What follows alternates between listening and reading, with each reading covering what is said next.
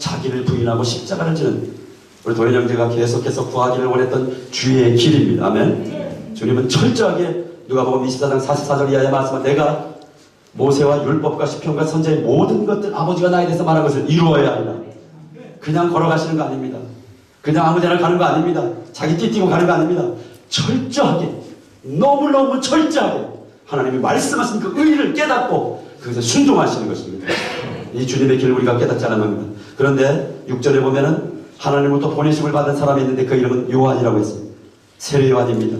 그는 바로 이 빛에 대하여 증언하는 자라고 했습니다. 이 빛은 예수님. 또한 이 빛은 무엇입니까? 시편 119편 105절에 주의 말씀은 내 발의 등이요 내 길의 빛이니라. 바로 하나님의 말씀, 주의 말씀, 하나님이 주신 그 말씀. 그 당시에는 바로 구약의 말씀이겠죠. 신약이 없었으니까. 이 태초부터 계신 이 빛에 대해요. 그리고 누가복음 1장 그는 요한은 빛에 대해요. 하나님의 말씀이신 그분을 증거하는 자였습니다. 바로 그것이 여러분 광야에서 주의 길을 예비하는 것입니다. 말씀이신 빛을 우리가 선포하는 것. 이것이 뭐입니까? 바로 기름을 예비한 자들, 등불을 밝힌 자들입니다. 슬기로운 여인들입니다. 아멘. 그러므로 우리가 이 사명을 깊이 깨달아야 할 것입니다. 누가복음 1장 15절을 봅니다. 누가복음 1장 15절에서는 천사가 이제 이 사가랴 바로 세례요한의 아버지죠. 그에게 말합니다. 그에게 아들을 낳으리니 13절에 그 이름을 요한이라고 하면서 그에 대해서 예언을 합니다. 성령의 충만함을 모태부터 받을 것이고 이스라엘 자손 곧 그들의 하나님께로 많이 돌아오게 하겠다. 이거는 말하면 말라기 4장에 나오는 그 말씀을 지금 예언하고 있는 그것이 성취될 것이다. 우리 17절 있습니다. 시작. 그가 또 엘리야의 심령과 능력으로 주 앞에 먼저 와서 아버지의 마음을 자식에게 거스르는 자를 의인의 슬기에 돌아오게 하고 주를 위하여 세운 백성을 준비하리라. 아멘. 그가 이 세례요한의 사명은 광야에서 주의 길을 예비한다는 게 무엇인가를 우리가 깨닫기를 원합니다. 우리의 사명이기도 합니다. 아멘. 그는 엘리야의 심령과 영으로 왔습니다. 우리가 지금 엘리야의 영을 받아야 되는 것입니다.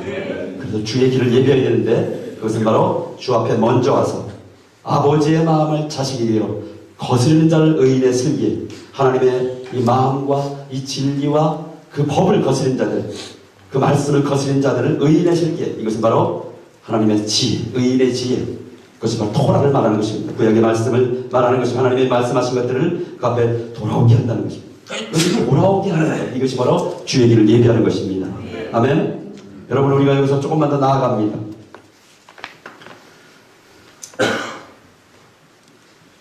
왜 엘리야의 심령과 능력이라고 했을까요? 여러분, 이 요단강과 우리가 여리고와 이곳에서 일했던 대표적인 선지자가 있습니다. 사역했던 누구죠? 엘리야입니다. 그 엘리야가 여기서 요단강에서 하늘로 올라갔죠. 열왕기하 2장에 승천했습니다. 불말과 불칼과 회오리바람으로 올라갔습니다. 그런데 하나님께서는 선지자를 통해서 이제 마지막 신구약 중간 시대가 시작되기 전에 이제 모든 것이 하나님의 음성과 말씀이 이제 없어지기 전에 예언하십니다. 그 엘리야를 다시 보낼 것이다. 그런데 요단강까지 세례요한이 온 것입니다. 그 엘리야를 보낸다는 그 말씀이 이루어진 것입니다.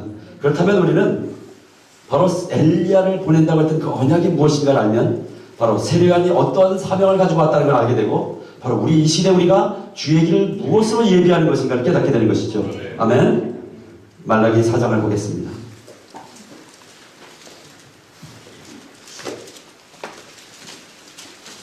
바로 여기서 여리고에서 선지자 생도 학교가 있었고요. 또 엘리사가 엘리야와 함께 요단강가에서 엘리야가 올라가고 엘리사가 갑절의 기름 부음을 받죠. 그리고 그 이후에 와서 우리가 어제 봤던 거기서 엘리사의 샘을 이렇게 소금 언약으로 하나님의 소금 영원한 언약 하나님의 율법의 언약으로 회복시키고 하는 그런 것을 우리가 어제 갔습니다. 4절에 보면 4절입니다. 4장 4절이요. 시작. 너희는 내가 호렙에서 온 이스라엘 위하여 내 종 모세에게 명령한 법 곧 율례와 법도를 기억하라. 보라 여호와의 크고 두려운 날이 이르기 전에 내가 선지자 엘리야를 너희에게 보내리니 그가 아버지의 마음을 자녀에게로 돌이키게 하고 자녀들의 마음을 그들의 아버지에게로 돌이키게 하리라. 돌이키지 않으면 이럴 건데 내가 와서 저주로 그 땅을 칠감노라. 아멘. 4장 1절부터 3장 1절부터 계속 봐야 됩니다. 엘리야의 사명이 무엇인가. 엘리야를 보낸다는 게 이것이 세례요한의 사명이었습니다. 이 사명은 뭐냐면 엘리야는 먼저는 호렙산에서 시내산에서 이스라엘에서 그 종 모세를 통해서 명령한 법도 율례 법도를 그 하나님의 말씀을 기억하라고 먼저 말씀하십니다. 그것을 기억하고, 그러니까 엘리야가 와서 이제 엘리야 영을 가진 자가 와서 그가 아버지의 마음을 자녀의 마음을 아버지에게로 돌이킬 것이라고 합니다. 바로 그것이 엘리야의 사명인 것입니다. 여기서 아버지는 누굴까요? 많은 사람들이 이것을 무슨 세대 간의 갈등 이렇게 해석합니다. 그것은 성경적인 해석은 아니에요.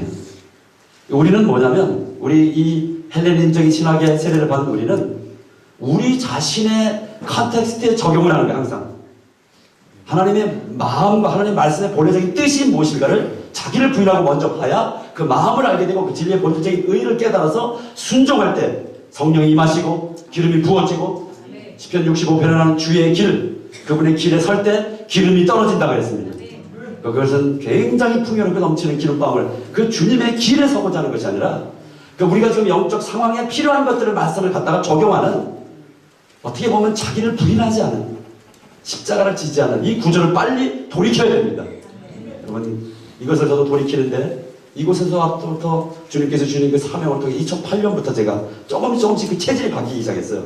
아무리 성령님을 구하고, 여러분 보십시오. 베드로가 그 강력한 성령을 체험하고도 3,000명, 5,000명을 향해 죽은 자를 일으키는 자인데도 하나님께서 이방인을 향해서 계획했던 이방의 빛으로 부르신 그 이스라엘의 사명의 대표자로서 11번 12주파를 향해서 가야 되는 주님의 말씀과 사도행전 1장 8절에 성령이 마시면 권능을 받고 땅 끝까지 증인될 거라는 말씀을 들은 지 얼마 되지도 않는데도 그런 이방인 고리를 향해서 하나님이 가시고자 하는 그 길을 불순종한 자기의 틀을 가지고 쇼비니즘적인 자기 자신이 갖고 있는 우월주의, 우리 오늘 교회가 그런 것이 정말 이것이 성령 안에서 깨져야 되는데, 하나님이 명령한 것, 모세를 통해 명령한 그것을 기억하고 그것을 우리 마음에 새기고 기억한다는 것은 굉장히 중요한 말입니다. 우리가 깨닫고 순종한다는 것까지가 히브리어에 기억한다는 것이에요. 아멘. 우리의 심령에 새긴다는, 신명기 6장에 들으라 이스라엘, 슈마 이스라엘 하면서 하나님, 너는 마음과 뜻을 다하여, 마음을 다하고 뜻을 다하고 하나님이 내게 주신 이 명령을 내 마음에 새기고 여호와를 사랑하고, 아멘. 그래서 지키라. 그러면 내가 복을 받을 것이다. 네가 살 것이다. 그래야 삽니다. 그러지 않으면 우리가 산다고 하나 죽었는지도 모릅니다. 성령이 교회들에게 하시는 음성을 들어야 됩니다. 아멘. 이 말씀, 성령님은 다 말씀, 진리의 영이신 말씀 얘기합니다. 이 앞에서 4장 1절부터 쭉 말씀하시는 것들이 다 그런 거예요. 세례요한이 선포한 메시지들이 다 여기 그대로 있어요. 열매 맺지 않는 것, 또 그런 말씀을 하는 것입니다. 이게 더 중요한 것은 세례요한은, 엘리야는 아버지의 마음. 여기 여러분 1장 6절을 보십시오. 아버지는 누굽니까? 내 이름을 멸시하는 제사장들아, 나 만군의 여호와 너희 이루나.